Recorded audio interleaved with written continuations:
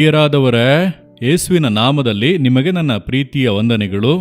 ಈ ಮುಂಜಾನೆ ಸಮಯ ನಿಮಗೆ ಹೇಗಿದೆ? ಚೆನ್ನಾಗಿದ್ದೀರಾ? ಸಂತೋಷವಾಗಿ ಇದ್ದೀರಾ? ನೀವು ಹೃದಯ ತುಂಬಿದವರಾಗಿ ಹೊಸ ದಿನದೊಳಗೆ ಬಂದಿದ್ದೀರಾ? ಅಥವಾ ನಿಮ್ಮ ಹೃದಯದಲ್ಲಿ ಏನಾದರೂ ಹೋರಾಟ, ಇಕ್ಕಟ್ಟು, ಕಷ್ಟಗಳು ಇದೆಯಾ? ಮುಂಜಾನೆ ನಾವು ಎದ್ದು ದೇವರನ್ನು ಹುಡುಕಿ, ಯೇಸುವೆ ನಿಮ್ಮೊಂದಿಗೆ ನಾನು ನಡೆಯಬೇಕು, ನನ್ನೊಂದಿಗೆ ನೀವು ನಡೆಯುವುದಕ್ಕೆ ನಾನು ನನ್ನನ್ನು ಒಪ್ಪಿಸಿ ಕೊಡುತ್ತೇನೆ, ನನ್ನ ಕೈ ಹಿಡಿದು ನೀವು ಮುನ್ನಡೆಸಿರಿ. ಮುಂಜಾನೆ ಎದ್ದು ಆ ರೀತಿ ಸ್ತುತಿಸಿ ಪ್ರಾರ್ಥನೆ ಮಾಡುವುದಾದರೆ ನಿಮ್ಮ ಹೃದಯದಲ್ಲಿ ಒಂದು ಸಂತೋಷ ಬರುವುದು. ಆದ್ದರಿಂದ ಮೊದಲನೆಯದಾಗಿ ನೀವು ಅದನ್ನು ಮಾಡಬೇಕು, ಸರಿನಾ? ಅಷ್ಟು ಮಾತ್ರ ಸಾಲದು. ದೇವರು ನಮಗೆ ಇನ್ನೊಂದು ಆಲೋಚನೆಯನ್ನು ಕೊಡುತ್ತಾರೆ. ಏನೆಂದರೆ 1 ಥೆಸಲೋನಿಕದವರಿಗೆ 5:22 ವಾಕ್ಯ, ಸಕಲ ವಿಧವಾದ ಕೆಟ್ಟತನಕ್ಕೆ ದೂರವಾಗಿರಿ.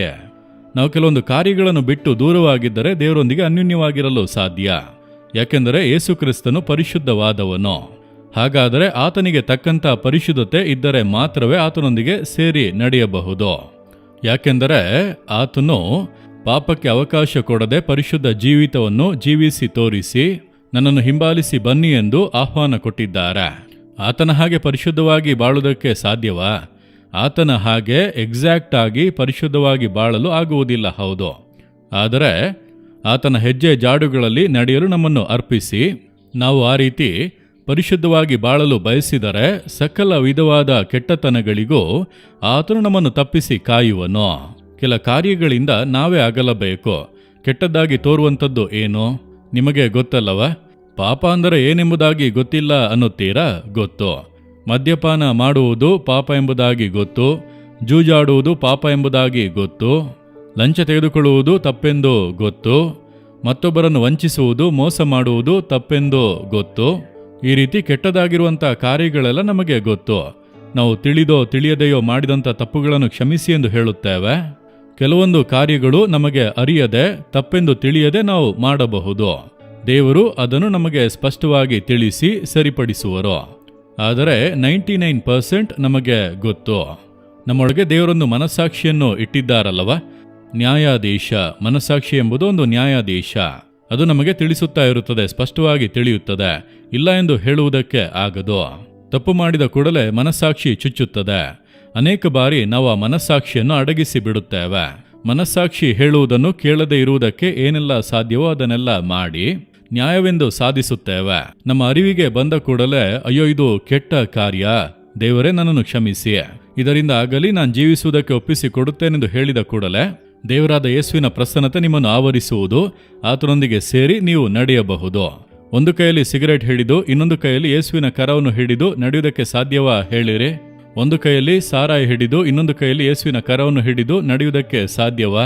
ಒಂದು ಕಡೆ ಲಂಚ ತೆಗೆದುಕೊಂಡು ಇನ್ನೊಂದು ಕಡೆ ಯೇಸುವಿನೊಂದಿಗೆ ನಡೆಯುವುದಕ್ಕೆ ಸಾಧ್ಯವಾ ಹೇಳಿರಿ? ಅನ್ಯಾಯ ಅಕ್ರಮಗಳನ್ನು ಮಾಡಿ ಮತ್ತೊಬ್ಬರನ್ನು ದುಃಖಪಡಿಸಿ ವೇದನೆ ಪಡಿಸಿ ಯೇಸುವಿನೊಂದಿಗೆ ನಡೆಯಲು ಸಾಧ್ಯವಾ ಹೇಳಿರಿ? ನಿಮಗೆ ಗೊತ್ತಲ್ಲವ ಯಾವುದು ಅನ್ಯಾಯ, ಅಕ್ರಮ, ಕೆಟ್ಟತನ ಎಂದು? ನಾವೇ ದೂರವಾಗಬೇಕು. ನಾವು ದೂರವಾಗಿರುವುದಕ್ಕೆ ದೇವರು ಕೃಪೆ ಕೊಡುವರು. ದೇವರೇ ಇದು ನನಗೆ ಬೇಡ, ಇದನ್ನು ಬಿಟ್ಟು ಅಗಲಬೇಕು ಅಂದರೆ ಅದಕ್ಕೆ ದೇವರು ಕೃಪೆ ಕೊಟ್ಟು ದೂರವಾಗಿರಲು ಸಹಾಯ ಮಾಡುವರು. ಈಗ ತಿಳಿಯುತ್ತಾ? ನಿಮ್ಮ ಜೀವಿತದಲ್ಲಿ ಆಶೀರ್ವಾದಗಳು ಯಾಕೆ ನೆಲೆಗೊಳ್ಳುತ್ತಾ ಇಲ್ಲ? ಯಾಕೆ ಸಂತೋಷ ಸಮಾಧಾನ ನೆಲೆಯಾಗಿ ಇಲ್ಲ? ಆಗಾಗ ದೇವರು ಮಾತನಾಡುತ್ತಾರೆ, ಆಗಾಗ ಒಂದು ಸಂತೋಷ ಬರುತ್ತದೆ. ನಿರಂತರವಾದ ಶಾಶ್ವತವಾದ ಸಂತೋಷ ಇಲ್ಲವಲ್ಲ? ಕಾರಣ ಏನು? ಯಾವುದೋ ಕೆಟ್ಟತನ ನಿಮ್ಮ ಜೀವಿತದಲ್ಲಿ ಇದೆ ಅಲ್ಲವಾ?